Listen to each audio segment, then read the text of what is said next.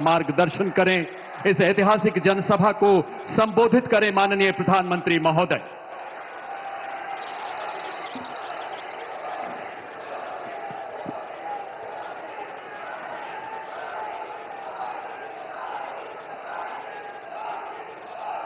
भारत माता की, भारत माता की, भारत माता की। उत्तर प्रदेश के लोकप्रिय मुख्यमंत्री योगी आदित्यनाथ जी, केंद्रीय मंत्रिमंडल के मेरे साथी पंकज चौधरी जी, जयंत चौधरी जी, उत्तर प्रदेश के उप मुख्यमंत्री ब्रजेश पाठक जी, यूपी सरकार के मंत्रीगण, संसद में मेरे साथीगण,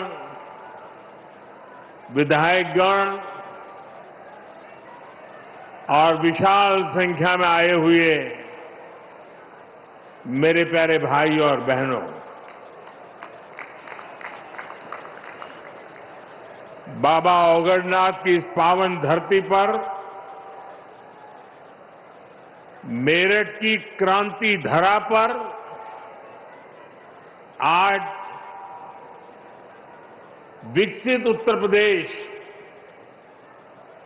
विकसित भारत, इसके लिए नई क्रांति को ऊर्जा मिल रही है। आज पहली बार एक ही मंच से नमो भारत रैपिड रेल और मेट्रो सेवा का एक ही दिन शुभारंभ हो रहा है। विकसित भारत की कनेक्टिविटी कैसी होगी, ये उसकी एक शानदार झांकी है। शहर के भीतर के लिए मेट्रो और ट्विन सिटीज के विजन को गति देने के लिए नमो भारत जैसी आधुनिक ट्रेन, मुझे संतोष है कि ये काम उत्तर प्रदेश में हुआ है।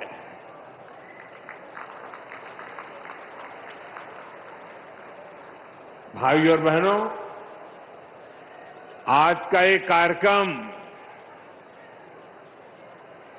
भाजपा की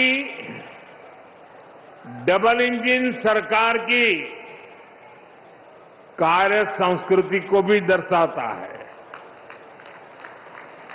और हमारी कार्य संस्कृति क्या है? हमारी कार्य संस्कृति है कि जिस काम का शिलान्यास किया जाए उसे पूरा करने के लिए दिन रात एक कर दिया जाए।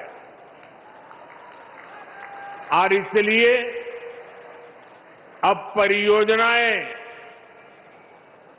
पहले की तरह लटकती भटकती नहीं है। नमो भारत या मेट्रो सेवा, दोनों का शिलान्यास करने का अवसर आप सबने मुझे दिया था और आज मुझे ही इनके लोकार्पण का भी सौभाग्य मिला है। साथियों, थोड़ी देर पहले मैंने मेरठ मेट्रो में सफर किया। इस दौरान मेरी स्कूल कॉलेज के अनेक युवाओं से और अन्य यात्रियों से बातचीत हुई है। सबका यही कहना था कि इतने शानदार काम की उन्होंने कल्पना भी नहीं की थी। और सबके सब लोग वो पुराने दिनों को याद कर रहे थे और खास तौर पर बहनों बेटियों ने मुझे बताया कुछ साल पहले तक शाम होते ही पूरे रूट में सन्नाटा छा जाता था। यहां डर और भय का माहौल होता था। अब एक तरफ कानून व्यवस्था भी सुधरी है और दूसरी तरफ लोगों को सुविधापूर्ण और सुरक्षित यात्रा का भी माध्यम मिला है। और साथियों, मुझे खुशी है कि नमो भारत रैपिड रेल से ये नारी शक्ति के सामर्थ्य का प्रतीक भी बनी है। इसमें train operator, station control staff, ऐसे अधिकतर काम में हमारी बेटियां ही कार्यरत है, बेटियां ही नेतृत्व कर रही है। मैं आप सभी को, उत्तर प्रदेश को और दिल्ली वासियों को देश की पहली नमो भारत रैपिड रेल सेवा और मेरठ मेट्रो के लिए बहुत बहुत बधाई देता हूं। साथियों, मेरठ की इस धरती से मेरा भी एक विशेष नाता रहा है। जब 2014 के चुनाव हुए, 2019 के चुनाव हुए और 2024 के लोकसभा चुनाव हुए, तो मेरठ से ही मेरी चुनावी सभाओं की शुरुआत हुई।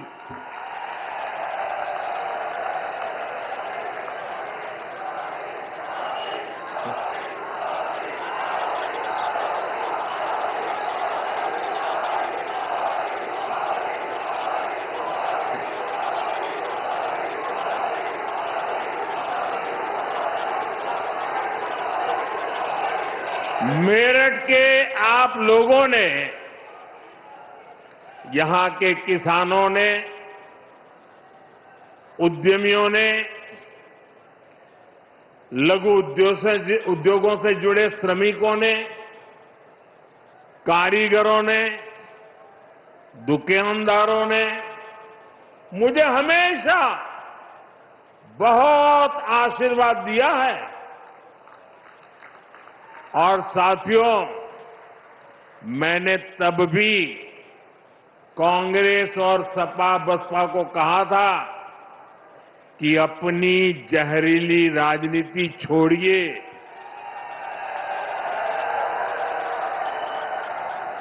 और आइए विकास के मुद्दे पर मुकाबला करके देखते हैं। साथियों, इन दलों ने तो अपनी जहरीली राजनीति नहीं बदली, लेकिन भाजपा ने विकास और अपनी नीति रीति, अपनी नियत में अगर एक बात को सर्वोपरि रखा तो वो है विकास, देश का विकास। इसका एक उदाहरण हमारी मेट्रो भी है, मेरठ मेट्रो भी है। साथियों, 2014 से पहले भारत में मेट्रो का विस्तार बहुत ही धीमी गति से हो रहा था।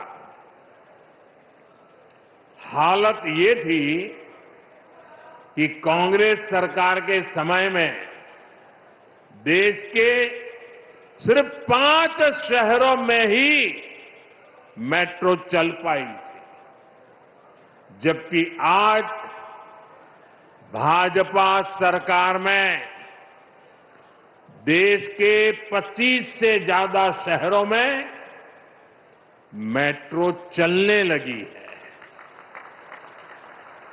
आज भारत मेट्रो के मामले में दुनिया का तीसरा बड़ा नेटवर्क बन चुका है। यूपी में मेरठ के अलावा भी कई सारे शहरों में मेट्रो पर काम चल रहा है। साथियों, बीते 11 वर्षों में देश के दर्जनों शहरों तक मेट्रो पहुंची, क्योंकि भाजपा सरकार देश की जनता को सुविधा देना चाहती है।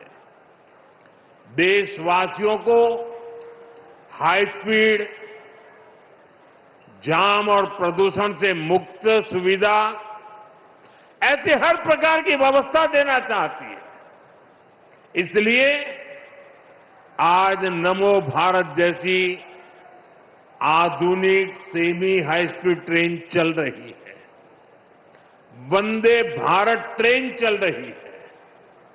साथियों, कांग्रेस सपा की जब दिल्ली में सरकार थी, तब ये सब संभव ही नहीं था, क्योंकि तब इंफ्रास्ट्रक्चर के प्रोजेक्ट्स घोटालों में ही गुम हो जाते थे। मेट्रो जैसी और उससे जुड़ी अधिकतर टेक्नोलॉजी भी हमें विदेशों से आयात करनी पड़ती थी। हमने घोटाले भी बंद किए और देश को आत्मनिर्भरता के रास्ते पर भी आगे बढ़ाया, क्योंकि भाजपा की प्राथमिकता देश का विकास है, देशवासियों की सुविधा और समृद्धि है। आप यही देखिए, मेरठ वासियों का, पश्चिम यूपी वासियों का जीवन कैसे बदलने वाला है। सराय काले खां, आनंद विहार, गाजियाबाद और मेरठ, इन स्टेशनों पर भारतीय रेल, मेट्रो और बस अड्डों को आपस में जोड़ा गया है। देश में ये पहली बार हो रहा है जब एक ही स्टेशन, एक ही ट्रैक पर नमो भारत और मेट्रो रेल चलेगी। यानी एक ही प्लेटफॉर्म से आप शहर के भीतर भी यात्रा कर पाएंगे और उसी स्टेशन से सीधे दिल्ली भी आ जा सकते हैं।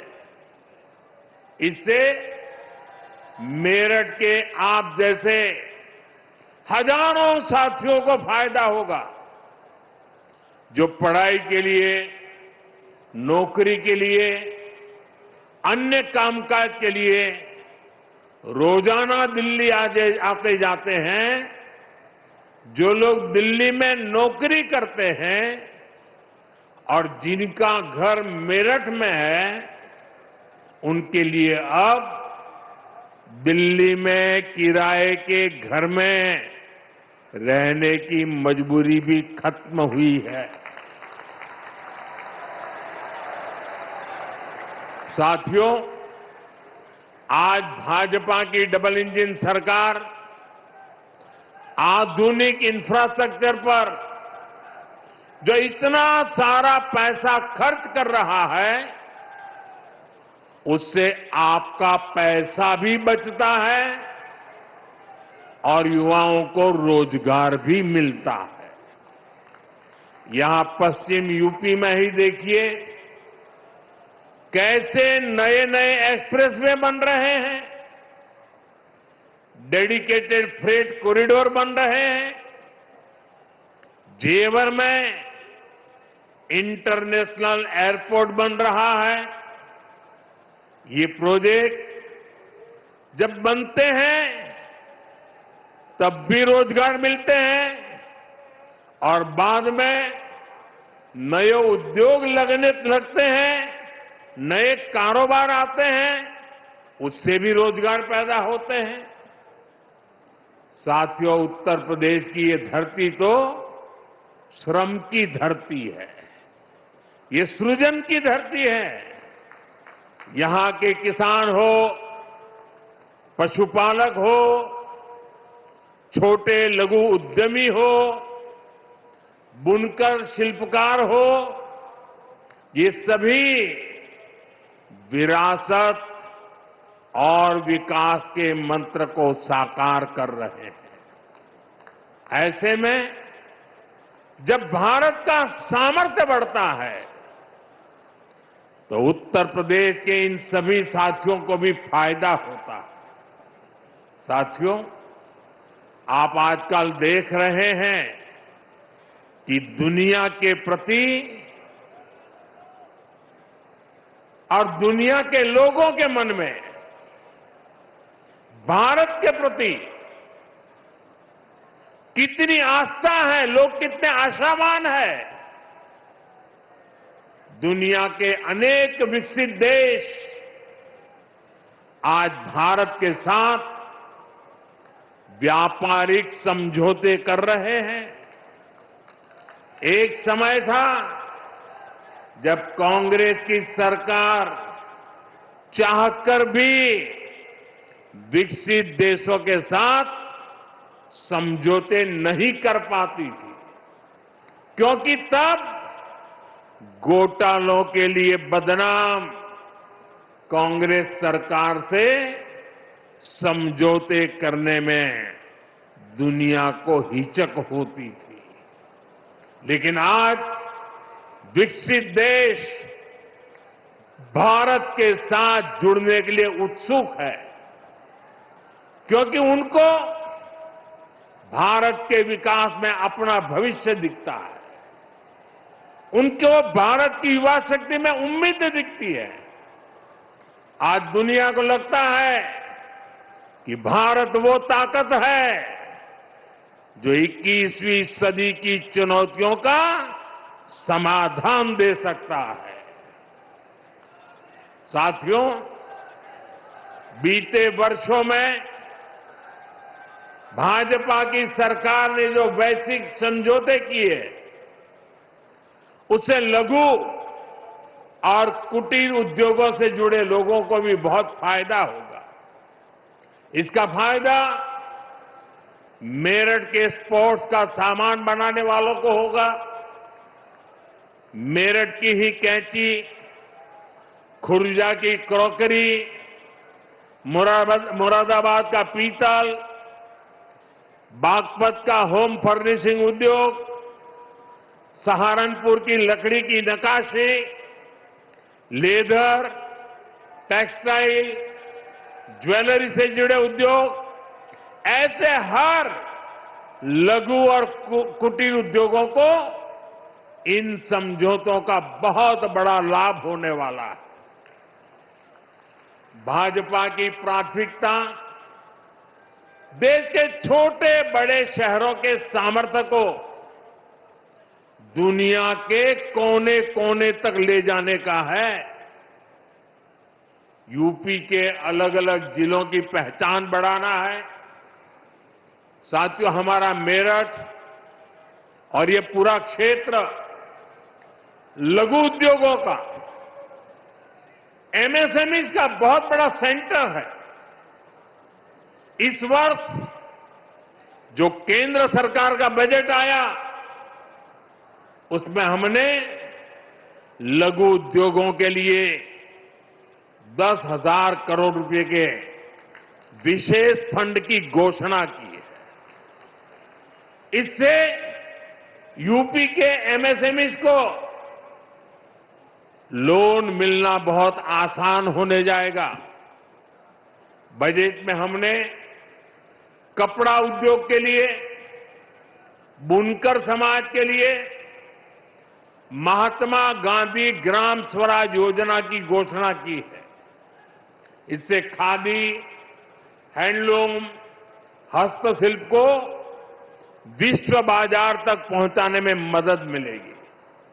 साथियों, पहले छोटे कारीगर केवल 10 लाख रुपए तक का सामान कुरियर से भेज सकते थे। अब यह सीमा पूरी तरह हटा दी गई है। इससे मेरठ सहित यूपी के सभी बुनकर और अन्य छोटे उद्यमी ऑनलाइन ऐप के जरिए अमेरिका या यूरोप के ग्राहकों को भी अपने प्रोडक्ट आसानी से बेच पाएंगे। साथियों, मेरठ, हापुड़ और आसपास के इस क्षेत्र ने चौधरी चरण सिंह जी के विजन को शुरुआती दिनों से देखा है। यह हमारी सरकार का सौभाग्य रहा कि हमें चौधरी चरण सिंह जी को भारत रत्न देने का सौभाग्य मिला। भाजपा की डबल इंजन सरकार उनके विजन पर चलते हुए किसानों की आय बढ़ाने के लगातार काम कर रही है। इसके लिए फूड प्रोसेसिंग पर बहुत बल दिया जा रहा है। पीएम किसान सम्मान निधि का पैसा भी छोटे किसानों के बहुत काम आ रहा है। अब तक यूपी के किसानों को पीएम किसान सम्मान निधि के तहत लगभग 95,000 करोड़ रुपए मिल चुके हैं। इसमें मेरठ के किसानों को भी लगभग 800 करोड़ रुपए मिले हैं। भाइयों और बहनों, एक तरफ आज देशवासी भारत को विकसित बनाने के लिए दिन रात मेहनत कर रहे हैं, लेकिन देश में ही कुछ राजनीतिक दल है जो भारत की सफलता को पचा नहीं पा रहे। अभी आपने देखा,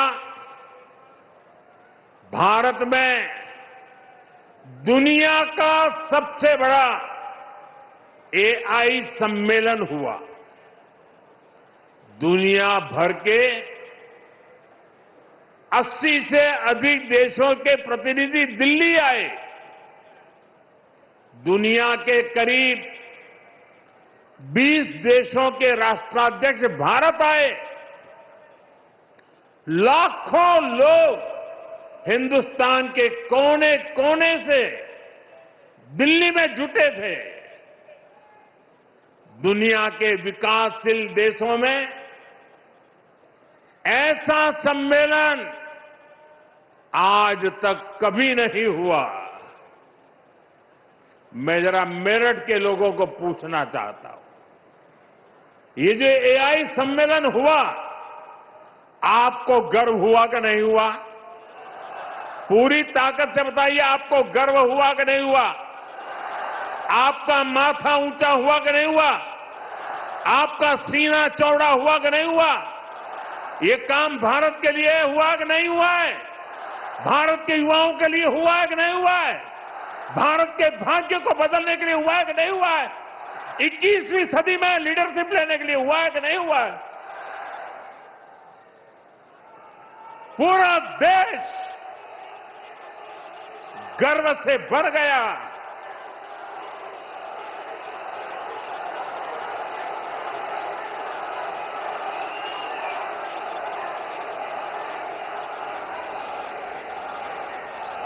लेकिन कांग्रेस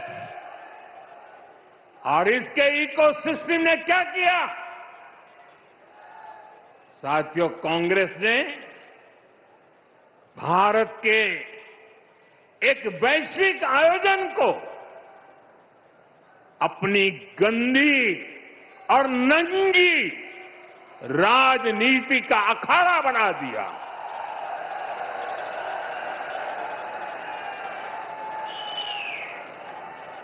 समारोह स्थल पर विदेशी अतिथियों के सामने कांग्रेस के नेता कपड़े उतारकर पहुंच गए।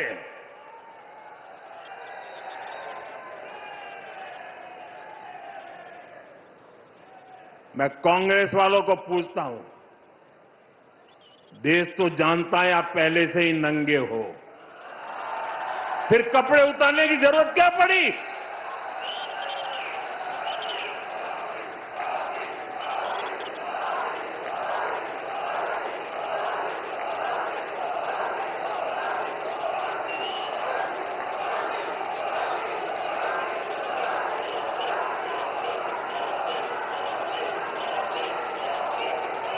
कांग्रेस के नेताओं ने वहां जो कुछ किया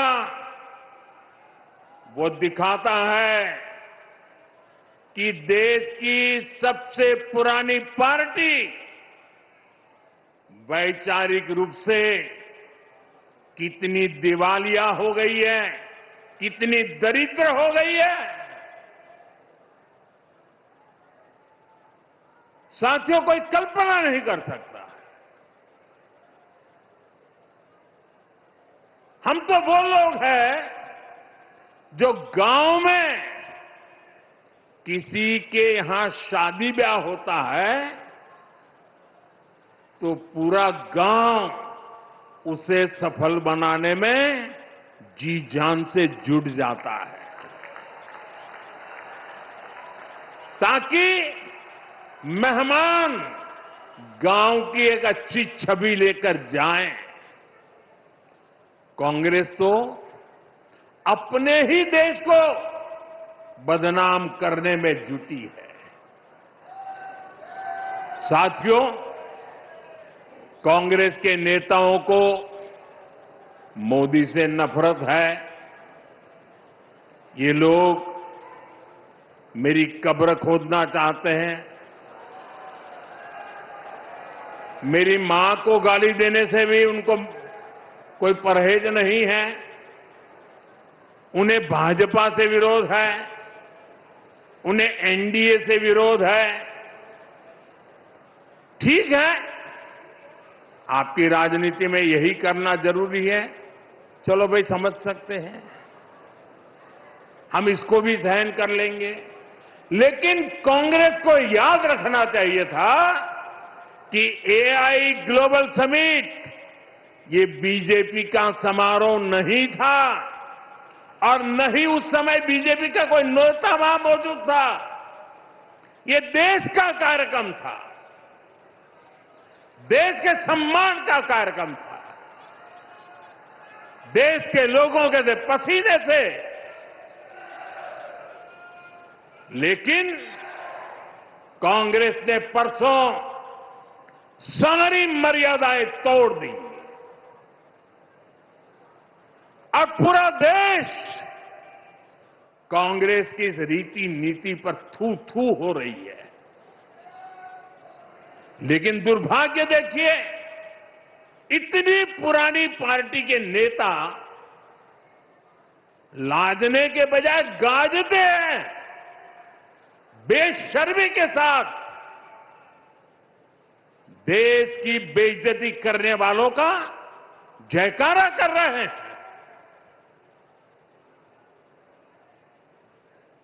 और ये मामला कांग्रेस की हरकतों का लगातार चल रहा है। पार्लियामेंट में क्या किया? पार्लियामेंट में खुद परफॉर्म कर नहीं पा रहे तो अपने साथी दलों को भी बोलने का मौका नहीं देते, पार्लियामेंट को चलने नहीं देते। और उसका सबसे बड़ा नुकसान कांग्रेस के जो साथी दल है ना उनको हो रहा है। अब वो समझ गए हैं। ये अभी दिल्ली में उन्होंने जो ये नंगापन दिखाया, उनके सारे साथी दल चौंक गए हैं, सबने किनारा कर लिया। और मैं नम्रतापूर्वक देश के मीडिया को भी एक रिक्वेस्ट करना चाहता हूं। वैसे मैं मीडिया को हर प्रकार से झेलने के लिए ईश्वर मुझे शक्ति दे प्रार्थना करता रहता हूं, लेकिन आज मैं उनको प्रार्थना करता हूं कि कृपा करके हम जब इस प्रकार की हरकतों की आलोचना करें तो आप ये हेडलाइन मत बनाइए कि मोदी ने विपक्ष को धो डाला।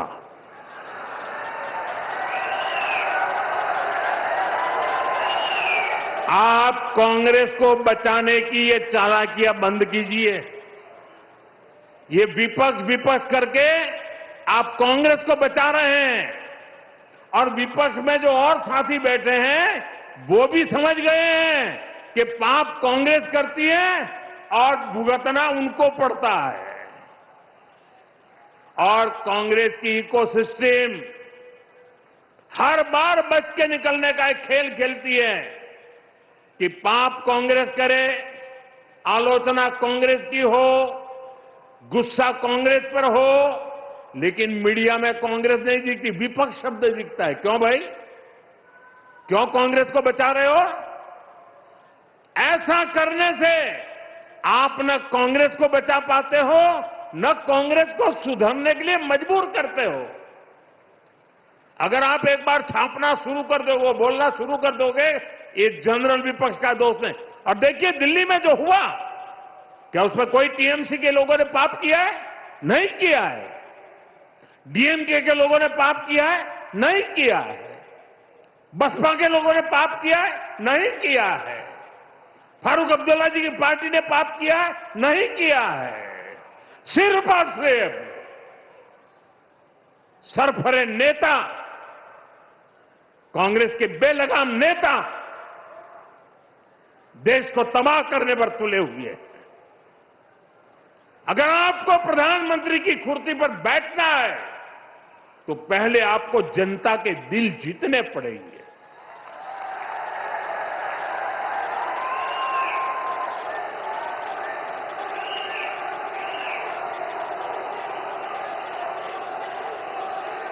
महिलाओं एमपीओ को भेज करके सीट पर कब्जा करने से आप प्रधानमंत्री नहीं बन सकते हो।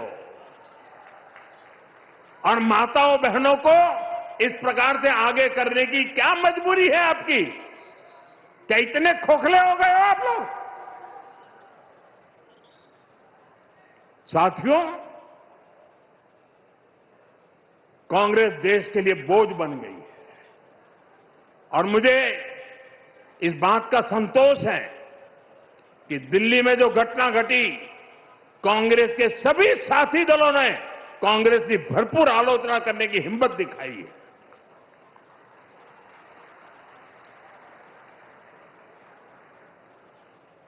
मैं विपक्ष के इन साथियों का सच्चाई के साथ और देश के गौरव के साथ खड़े रहकर रहने के लिए उनका मैं सार्वजनिक रूप से आभार व्यक्त करता हूं।